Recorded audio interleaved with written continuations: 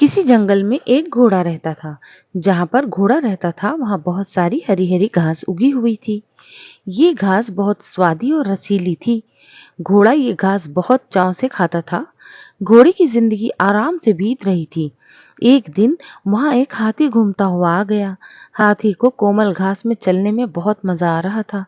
उसी घास में वो लोटनी खाने लगा।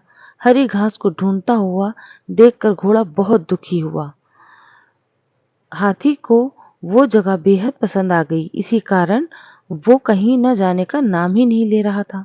घोड़ा सोचता रहता था कि हाथी को यहाँ से कैसे भगाया जाए। हाथी का सबसे बड़ा शत्रु है शेर। शेर की ही मदद ली जाए तो, पर कहीं वो शेर मुझे ही खा गया तो क्या करूँगा? उसके बदले मनुष्य की सहायता ली जाए तो कैसा रहेगा?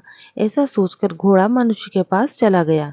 उसने मनुष्य को सारी बात बताई कि कैसे हाथी हरी हरी घास को खराब कर रहा है। मनुष्य ने कहा, सिर्फ हाथी को मारना है, तुम्हारा ये काम मैं कर दूंगा। इसके लिए तुम्हें मेरी मदद करनी होगी। अगर हाथी अपनी जान बचाने के लिए भागा तो मुझे उसका पीछा करना पड़ेगा।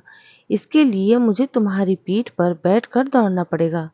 घोड़ा उत्साह से बोला, अगर हाथी मरता है तो जो तुम कहोगे मैं करने को तैयार हूँ। अब मनुष्य ने घोड़े की सवारी करने के लिए घोड़े की पीठ पर जीन बांधा और मुंह में लगाम डाल दी। फिर उसने अपने धनुष और बाण के लिए घोड़े पर सवार हो गया।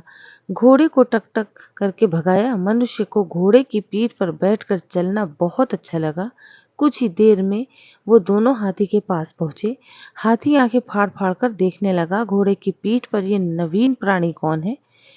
इतने में मनुष्य ने हाथी पर निशाना लगाया। जहरीले बाण से चलाने शुरू कर दिए। बाण लगते ही हाथी यहाँ से वहां भागने लगा।